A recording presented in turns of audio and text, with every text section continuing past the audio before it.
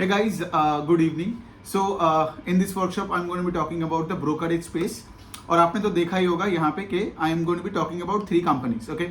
So before I talk about individual companies, उनका result, management ने कौन कॉल में क्या क्या बोला, उनका बिजनेस में क्या हो रहा है. Let's talk about some trends that's happening in the brokerage space. ठीक है. तो आपने देखा होगा कि इतने सालों से हमारा जो ब्रोकरेज स्पेस था वो ब्रोकरेज स्पेस था mostly in the physical form. लेकिन अभी आप देखोगे कि लाइक जो डिजिटल ब्रोकरेजेस है they are capturing more and more market share from the physical brokerage companies. ठीक है. जैसे आप देखोगे जेरोदा आया. अब जेरोदा सडनली एकदम आके मार्केट लीडर कैसे बन गया? Because Zerodha has always been a digital broker, right. आप देख रहे हो एंजल वन भी वही कर रहे हैं एंड ऑफ कोर्स छोटे छोटे brokerages companies and even banks का भी जो ब्रोकरेज डिवीजन हो रहा है तो वो भी आज पूरा डिजिटल पे फोकस कर रहे हैं. ठीक है. तो फिजिकल टू डिजिटल ये ट्रांसफॉर्मेशन हो रहा है. उसका कुछ रीजंस है. ठीक है. एक तो है of course like you can take in more customers because आपके कस्टमर के फोन में एक ऐप डलवा दो और कस्टमर को बोलो कि आप लॉग इन कर लो. केवाईसी भी आज आपका ऑनलाइन ही होता है, राइट. तो ये सब कुछ बहुत इजीली एक कस्टमर को आप ऑनबोर्ड कर सकते हो. ये तो पहला पॉइंट है. दूसरी चीज अगर आप देखोगे ना कि लाइक देखिए ब्रोकरेज कंपनीज पैसे कैसे बनाती है. ये तब पैसा बनाती है जब से for example volumes of trades बहुत ज्यादा हो, वॉल्यूम्स बढ़े. करेक्ट. बिकॉज यहाँ पे इफ यू सी के like there are guidelines by the regulator के लाइक एक ट्रेड में आपको लेट से फॉर एग्जांपल 20 रुपए आप कमा पाओगे. करेक्ट. तो यहाँ पे there is no value growth here for any brokerage company. तो पूरा खेल आपका बनता है वॉल्यूम्स में. तो जितना ज्यादा आप ट्रेड करोगे उतना ज्यादा ब्रोकरेज कंपनीज पैसा बनाएगा. एक्चुअली देखा गया है कि लाइक पूरा कैपिटल मार्केट का स्पेस ही वॉल्यूम से उनका कमाई होता है. वेदर आप एक्सचेंज हो, डिपॉजिटरी हो, आरटीए हो, ब्रोकरेज कंपनीज हो, सब ज्यादा पैसा कमाते हैं जब से for example volumes of trades go up. मतलब लोग ज्यादा बाइंग एंड सेलिंग करते हैं. Now when do people buy and sell more? When they have the app in their hand ना, अपने मोबाइल फोन में. कभी भी कोई स्टॉक खरीद लो, कभी भी कोई स्टॉक बेच लो, कभी भी से फॉर एग्जांपल कुछ पैसा लेके कुछ स्टॉक में आपने एफएनओ में ट्रेड कर लो, कभी आप कमोडिटी डेरिवेटिव में खेलो, कभी आप कैश सेगमेंट में रहो, राइट. तो अगर ये आपके हाथ में रहता है और आप बाइंग एंड सेलिंग का पावर अगर आपके पास होता है सो बेसिकली क्या है कि आपका ट्रेड का वॉल्यूम बढ़ जाएगा. दूसरे साइड में देखिए पहले फिजिकल ब्रोकरेजेस में क्या प्रॉब्लम होता था, आपको कॉल करके अपने ब्रोकर को बोलना पड़ता था कि please buy that number of shares for me, sell that number of shares for me, है ना. तो इसके वजह से क्या हुआ, एक तो ये डिजिटल ट्रांसफॉर्मेशन हो रहा है. ठीक है. Physical to digital. उसके लिए क्या हो रहा है, इसके लिए अभी वॉल्यूम्स भी बढ़ रहा है. ठीक है. अब ये हो गया एक वाला पहला वाला ट्रेंड. दूसरा वाला जो ट्रेंड अभी चल रहा है कि लाइक सब ब्रोकरेज कंपनीज को एक समझ में आ गया. अब समझ में आने की क्या है, सबको पता है कि ब्रोकरेज एक सिक्लिकल इंडस्ट्री है. जब बुल मार्केट आता है तो सारे कंपनीज को कैपिटल चाहिए होता है, राइट. केपेक्स करता है तो आईपीओज लाते हैं, राइट. तो बुल मार्केट के टाइम और बुल मार्केट के टाइम जब स्टॉक्स ऊपर जाते हैं तो सब बाजार में आ जाते हैं, है ना. सो उस टाइम पे ब्रोकरेज कंपनीज का वॉल्यूम्स बढ़ता है तो बहुत पैसे बनाते हैं. लेकिन जब बेयर मार्केट आता है तब आप देखोगे कि लाइक इनका वॉल्यूम ग्रोथ बंद हो जाता है. आप देखोगे फिर इनका स्टॉक भी ऊपर से नीचे गिर जाता है और फिर इनका से बहुत ब्रोकरेज कंपनीज का टाइट एफिस हो जाता है, राइट. तो ये जो सिक्लिकलिटी ऑफ अर्निंग्स है ये तो हमेशा रहेगा ना, because bull and bear market मतलब फ्यूचर में भी रहेगा, है ना. ये तो पूरा ह्यूमन ग्रीड और मतलब और से फियर का बात है, राइट. जो कभी जाएगा ही नहीं. ये तो एकदम साइकोलॉजिकल प्रॉब्लम है. We can never go into the future by saying कि कभी बहुत बड़ा बुल मार्केट या बहुत बड़ा बेयर मार्केट कभी आएगा ही नहीं. ये तो आपको मतलब आता ही रहेगा, है ना. सो ब्रोकरेज कंपनीज को ये बात समझ में आ गया और बहुत सारे ब्रोकरेज कंपनीज क्या करें, सिर्फ एक डिजिटल ब्रोकर जो बन रहा है वो तो बन ही रहा है, उसके साथ वो लोग फिनटेक कंपनी बनने का कोशिश कर रहे हैं. फिनटेक कंपनी मतलब वही है, आपके पास ऐप रहेगा और उस ऐप में आप सब कुछ कर सकते हो.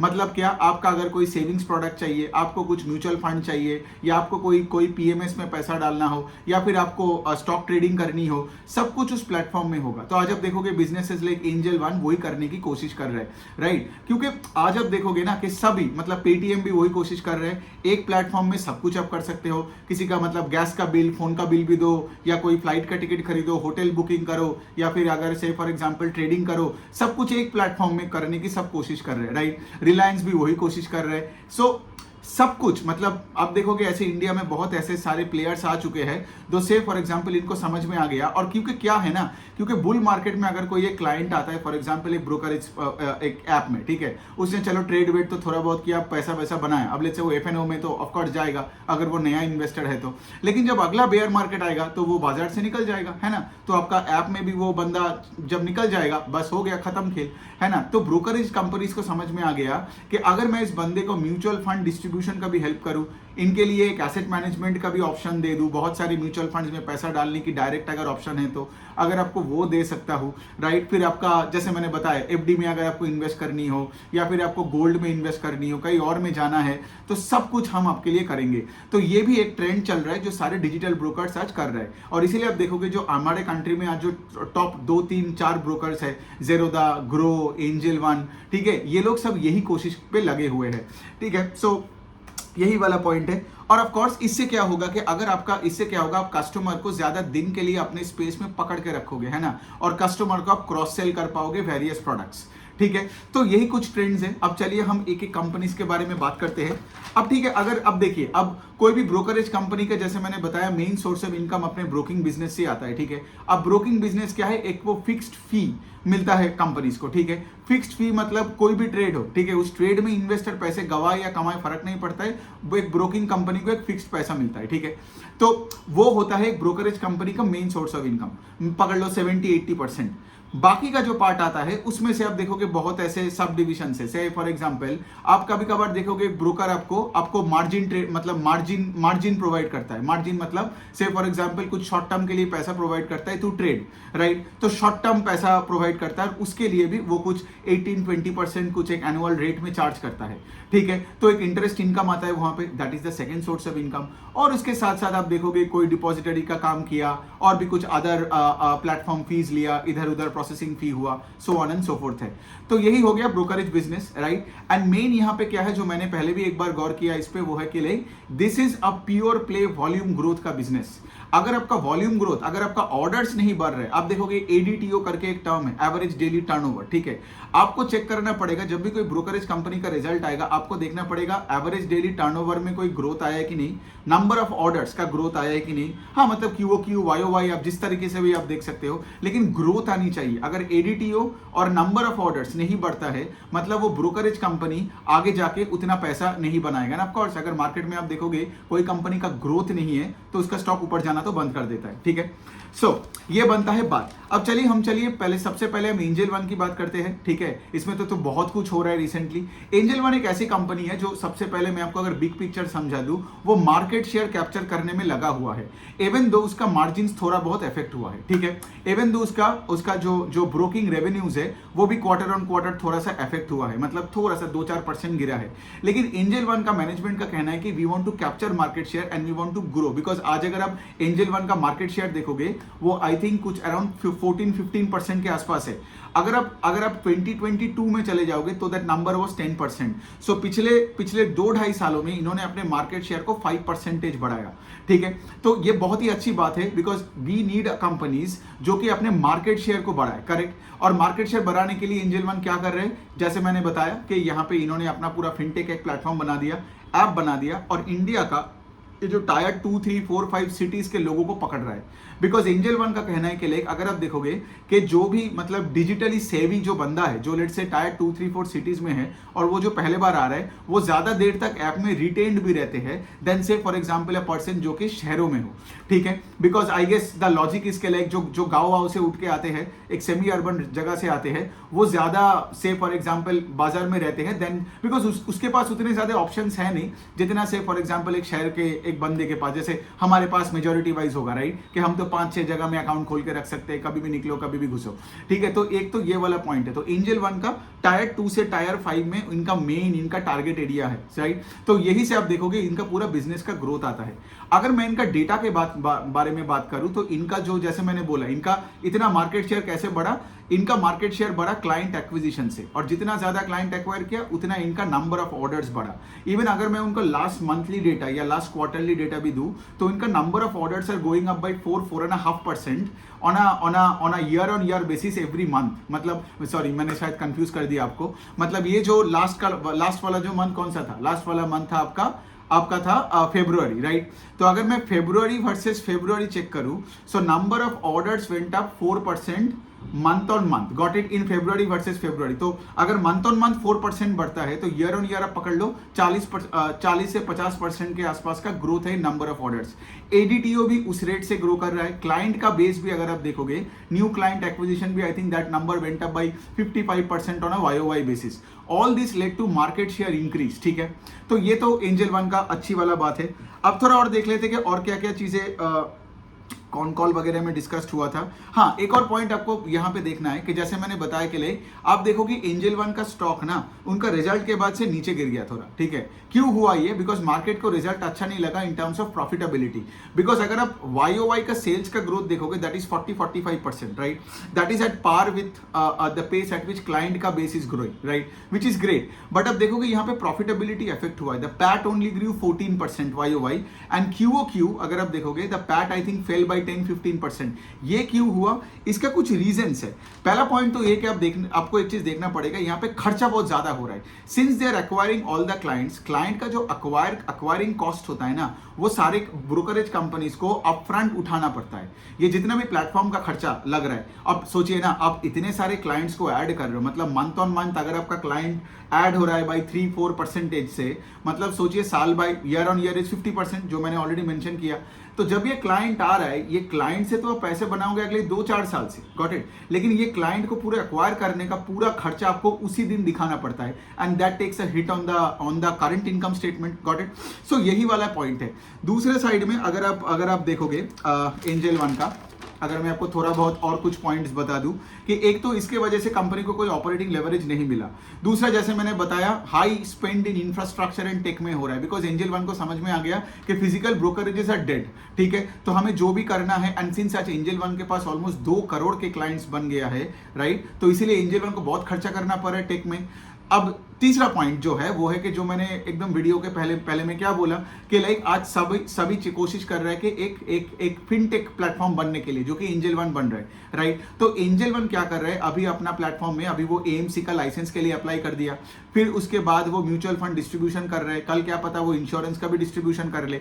तो ये सब जो आप कर रहे हो इसके लिए भी बहुत खर्चा आपको उठाना पड़ेगा, करेक्ट। जबकि एंजल वन का वही कहना है कि लाइक हम अगर मार्केट शेयर कैप्चर करके लोगों को अपने अंदर अपने पास रख ले, करेक्ट, और उसके बाद क्या करेंगे, हम इसको मिल्क कर पाएंगे, हम इसको क्रॉस सेल कर पाएंगे, है ना। तो यही वाला पॉइंट है। उसके साथ एक चीज है, जैसे फॉर एग्जांपल इनका broking revenues went down a bit on quarter basis. ये मैंने ट्रेंड देखा अक्रॉस द स्पेस, ठीक है। बिकॉज एक पॉइंट तो यहाँ पे है कि लाइक ये लास्ट वाला जो क्वार्टर था उसमें सारे फेस्टिव पीरियड्स था, तो कुछ छुट्टी वाले दिन था, और बाकी के दिन में जब ये हॉलीडे वगैरह होते हैं, लोग जब दिवाली दशहरा मना रहे हैं तो उतना शायद ट्रेडिंग नहीं करते हैं। सो Q2 से अगर आप Q3 में देखोगे, Q3 इज अक्टूबर नवंबर दिसंबर का जो क्वार्टर, उसमें आप देखोगे सारे ब्रोकरेजेस कंपनी के एक ट्रेंड है कि सबका क्वार्टर ऑन क्वार्टर सेल्स का ग्रोथ नहीं हुआ है, ठीक है। जबकि वाईओवाई ग्रो हुआ है, जैसे एंजल वन का सेल्स का growth YoY has been north of 40%, but quarter on quarter नहीं होता, तो ये मार्केट को अच्छा नहीं लगता। एंड प्लस इतने जो सारे खर्चा हो रहा है उससे क्या हुआ, आपको पैट का कोई ग्रोथ नहीं मिला, पैट डिग्रू 15% ऑन क्यूओक्यू बेसिस। सो ये बन जाता है। उन्होंने अपना कैश इंट्राडे सेगमेंट में भी कुछ अपना टैरिफ स्ट्रक्चर को बदला और सस्ता कर दिया, बिकॉज ये भी उनका एक स्ट्रैटेजी है कि लाइक से फॉर एग्जांपल आप देखोगे कि टू अक्वायर मोर क्लाइंट्स, ठीक है। लेकिन अगर आप एंजल वन देखोगे या कोई भी ब्रोकरेज देखोगे ना, cash segment is not the major segment in brokerage, ठीक है। मेजर पैसा आता है आपका एफएनओ सेगमेंट से, because I think Angel One का जैसे मैंने बोला लाइक 70-75% ब्रोकिंग से आता है। उसमें भी अगर आप देखोगे ना 60-70% ऑफ दैट 75% वो आता है आपका एफएनओ सेगमेंट से। तो वहां पे उन्होंने कोई अपना टैरिफ वगैरह चेंज नहीं किया, लेकिन कैश इंट्राडे सेगमेंट में अपना टैरिफ को उन्होंने घटाया, ठीक है। उससे भी थोड़ा सा इफेक्ट हुआ आपका क्वार्टरली रेवेन्यू का नंबर्स, ठीक है। तो ये बन जाता है बात। अब तो चलो आगे जाके देखना पड़ेगा कि लाइक एंजल वन क्या करता है इन टर्म्स ऑफ से फॉर एग्जांपल के अपना एएमसी बिजनेस को क्या कर रहा है। And the business is growing at a very fast pace. जैसे मैंने बताया ये जेरोदा का मार्केट शेयर नहीं बढ़ रहा है, ठीक है, एंजल वन का मार्केट शेयर बढ़ते जा रहा है। सो अगर आप मुझसे पूछोगे, I would prefer a company जो मार्केट शेयर कैप्चर कर रहा है rather than से फॉर एग्जांपल मार्केट शेयर घट रहा है, रेवेन्यू नहीं बढ़ रहा है, और लेट से कंपनी से बता रहे प्रॉफिटेबिलिटी मैट्रिक्स के बारे में और मार्जिन्स एक्सपेंशन का, ठीक है। अब ऑफ कोर्स आगे जाके हमें ये भी देखना पड़ेगा मार्जिन्स किस तरफ जा रहे हैं एंजल वन की। दूसरे कंपनी का अब हम आते हैं, चलो वो हो गया आपका 5 पैसा कैपिटल। अब 5 पैसा कैपिटल का सबसे इंपॉर्टेंट पॉइंट ये देखना है कि लाइक कंपनी अपना मार्केट शेयर गंवा रहा है, ठीक है। पिछले 4-5-6 क्वार्टर में अगर आप देखोगे इनका टोटल मतलब एनएसई एक्टिव क्लाइंट में उनका 3% के ऊपर मार्केट शेयर था, अभी घट के 2.8% हो गए, तो ये बाजार को कभी अच्छा नहीं लगता है। दूसरा चीज ये चीज है कि लाइक उसके पीछे एक रीजन है। जैसे मैंने बताया कि 5 पैसे कैपिटल का मैनेजमेंट को भी ये बात समझ में आ गया कि देखिए उनका भी क्या था, they were only a brokerage company. अभी वो भी फिनटेक बनने का कोशिश कर रहे हैं। फिनटेक मतलब उनको ये एएमसी वेएमसी में जाने नहीं है, लेकिन उनको अपने प्लेटफॉर्म को अपग्रेड कर रहे हैं, ठीक है। इसके लिए क्या हुआ, when you are upgrading the platform you can't take in more clients. तो एज अ रिजल्ट ऑफ इस मैनेजमेंट ये बता रहे हैं कि लाइक हम लोग जानबूझ के हमने एक्स्ट्रा क्लाइंट्स ऐड नहीं किए। और ये आपको तो मैंने बताया right, brokerage is a pure play client acquisition business. तो मैनेजमेंट इवन ये भी बोल रहे हैं कि लाइक हम एज अ हेडलेस चिकन ऐसे यू क्लाइंट्स ऐड नहीं कर सकते थे जब हमारा प्लेटफॉर्म ही रेडी नहीं है। Got it. एंजल वन का प्लेटफॉर्म रेडी है, और अब दूसरे एंगल से भी देखोगे एंजल वन का आरओई का नंबर 40% के आसपास है, रिटर्न ऑन इक्विटी, जबकि ये 5 पैसा कैपिटल का रिटर्न ऑन इक्विटी है 10 to 12% के आसपास। तो 5 Paisa capital can not just throw money out and just take in people. 5 Paisa capital का सिंस आरओई नंबर कम है तो उनको प्रॉफिटेबिलिटी पे ज्यादा फोकस करना ही पड़ेगा that then Angel One. Got it. क्योंकि यही एडवांटेज होता है विद अ बिजनेस जिसका आरओई हायर होता है। आज ही मैंने एक पोस्ट किया, उसमें मैंने यही लिखा, a business with high ROI can focus more on capturing market share than a business with a low ROI, because उसको हमेशा प्रॉफिटेबिलिटी भी तो देखना ही पड़ेगा, बिकॉज इन एनी केस उसका आरओई कम है ना। तो ये बनता है 5 स्टार बोल रहे हो। 5 पैसा कैपिटल का बात, 5 स्टार तो एक एमएसएमई एनबीएफसी है। एनी विच वे, सो यहाँ पे कंपनी क्या कर रहा है, कंपनी ये बोल रहा है कि लाइक अभी जो भी उनको करना था वो मोटा मोटी कर चुका है ना। उनका लास्ट कॉन कॉल में उन्होंने ये भी बोला कि अगर आप देखोगे कि हमारे advertisement cost are going up and the client acquisition का रेट है that pace went up 70% on quarter basis. मतलब कंपनी ये बोल रही है कि जो भी मेजोरिटी हमें खर्चा करना था कर लिया, अब आगे जाके आप देखोगे कि हमारा मार्केट शेयर बढ़ेगा। लेकिन यहां पे आपको एक मोस्ट इंपॉर्टेंट चीज देखना पड़ेगा कि एंजल वन जिसका से फॉर एग्जांपल 10% मार्केट शेयर था 2 साल पहले, आज वो 15 हुआ।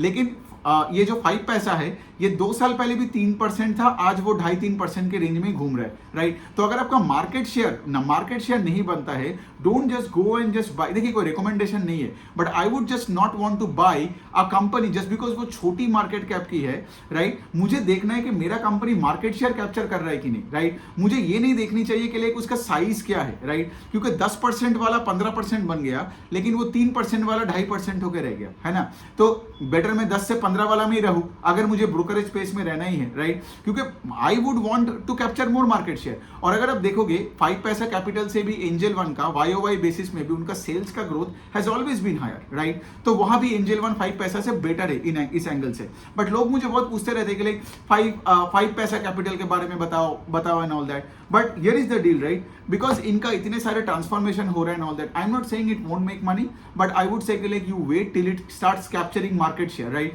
And grow atleast at the pace at which Angel One is growing ना। बिकॉज जिसका 15% मार्केट शेयर है वो अगर आपसे हायर पेस में क्लाइंट ले रहा है, मार्केट शेयर कैप्चर कर रहा है, तो आप 3% में रह के आप क्या कर रहे हो, है ना। बट देन अगेन मैनेजमेंट का कहना है कि वो एक स्ट्रेटेजिक मूव था। अब देखते हैं आगे क्या होता है, Q4 का रिजल्ट के बाद ही हमें पता चलेगा। तीसरा जो कंपनी है वो है शेयर इंडिया सिक्योरिटीज करके, ठीक है। तो ये एकदम एक ब्रोकरेज कंपनीज है ना, इसका कुछ मतलब इसका ब्रोकरेज से ही मेजोरिटी पैसा आता है। लेकिन आप अगर देखोगे इनका कुछ सब्सिडियरीज है, इनका एक मर्चेंट बैंकिंग डिवीजन है और दूसरा उनका एक एनबीएफसी है जो ये एसएमई को लेंड करते हैं। इनका भी वही कहना है कि लाइक हमको सिर्फ एक ब्रोकरेज कंपनी होकर नहीं मरना है, बिकॉज इतने सारे सिक्लिकलिटी आएगा आगे जाके ईपीएस में, तो हम शायद मतलब वहां पे लाइफ मिजरेबल ना हो जाए। बिकॉज ये सारे ब्रोकरेजेस कंपनीज का आप देखते हो ना, लाइक बुल मार्केट में चलता है स्टॉक, और जब भी अगला बेयर मार्केट आता है सब खत्म हो जाता है, ऊपर से 30-50% गिर के स्टॉक मतलब एकदम मर जाता है ना। तो ये कंपनी का कहना है कि लाइक हम ऐसे नहीं करेंगे, और इनका रिजल्ट अच्छा ही है। मतलब अगर आप इनका वाई सेल्स ग्रोथ देखोगे तो 34-35% के आसपास है, ऑल्दो एंजल वन के रेट से कम है, ठीक है। ये तीनों कंपनी में अगर मैं शेयर इंडिया सिक्योरिटीज का भी बोलूं, मार्केट शेयर इनका 5% के आसपास, जैसे उसका है 2.5-3% है 5 पैसा का, इसका है 4.5-5% इन द एफएनओ का सेगमेंट में, एफएनओ डेरिवेटिव सेगमेंट में। लेकिन फिर भी आप देख रहे हो they are growing at a slower pace than Angel One, right. मैं एंजल वन का नाम लेता हूं बिकॉज ज़ेरोदार ग्रो तो लिस्टेड नहीं है, तो मैं उनका डेटा के बारे में एग्जैक्टली नहीं पता कि क्या हुआ। बट एनी विच वे, तो इनका आरओई का नंबर अच्छा है, 25% है, और कंपनी क्या कर रहा है, कंपनी जैसे फॉर एग्जांपल एक गाइडेंस दिया कि लाइक हम जब ये डाइवर्सिफाइड हमारा रेवेन्यू स्ट्रीम्स हो रहा है, आगे जाके हम 20 to 25% के आसपास ग्रो कर पाएंगे अगले 3 से 5 साल के अंदर। मतलब आप पकड़ लो कि 4 साल में वो बता रहे कि अपना सेल्स को वो डबल कर पाएगा। ठीक है, सो यही वाला पॉइंट है। और शेयर इंडिया सिक्योरिटी एक जो चीज कर रहा है जो बाकी कोई बात करता नहीं, वो है एल्गो ट्रेडिंग का। बिकॉज ये लोग क्या बोल रहे हैं कि इनको वो अपने क्लाइंट्स के लिए एल्गो ट्रेडिंग प्लेटफॉर्म्स बना रहे हैं। ठीक है, क्योंकि अब देखिए एल्गो ट्रेडिंग मैंने कभी नहीं किया तो मुझे उतना डिटेल में नहीं पता, लेकिन आप कोई एल्गो ट्रेडर से बात कर सकते हो कि लाइक ये एल्गो ट्रेडर जो होता है ना, अब सबका एक नीश स्ट्रैटेजी होता है इन एल्गो ट्रेडिंग। तो ये लोग वही एक फिगर आउट करने की कोशिश कर रहे हैं। बिकॉज अगर क्लाइंट आता है और इनके प्लेटफॉर्म्स में एल्गो ट्रेडिंग करते हैं, right, with various of its own strategies, right, तो क्या होगा, ये क्लाइंट शेयर इंडिया सिक्योरिटीज के प्लेटफॉर्म में बहुत देर तक रहेगा, है ना। तो ये इनका प्लान है इन एल्गो ट्रेडिंग। तो ये एक वाला पॉइंट है। दूसरा साइड में बस और तो कुछ नहीं है। अगेन हैविंग सेड दैट, अगर मैं तीनों कंपनी को देखूं तो मुझे एंजल वन सबसे अच्छा लगता है when it comes to capturing market share, number of clients जो है, ग्रोथ इन ऑर्डर्स, सब कुछ बेटर है than the other two place. बट इसका मतलब ये नहीं कि अदर टू प्लेस ग्रो नहीं करेगा। मुझे तो 5 पैसा कैपिटल का Q4 का कॉन कॉल के लिए I am very interested to see, because इन्होंने इतने दिनों से अपने क्लाइंट को एक्वायर नहीं किया और बहुत कुछ चेंजेस किया अपने बिजनेस पे, but now it's time to reap the dividends, right. क्योंकि इसके बाद अगर आपका मार्केट शेयर नहीं बढ़ता है देन आपको बहुत बड़ा धक्का लगने वाला है, और ऑफ कोर्स स्टॉक तो ऊपर जाएगा नहीं, right. So you need to grow atleast at the pace at which the market leaders are growing, right. That's the point I am saying when you look at the small brokerage companies. बस तो यही तक रखते हैं। If you have any question do please let me no.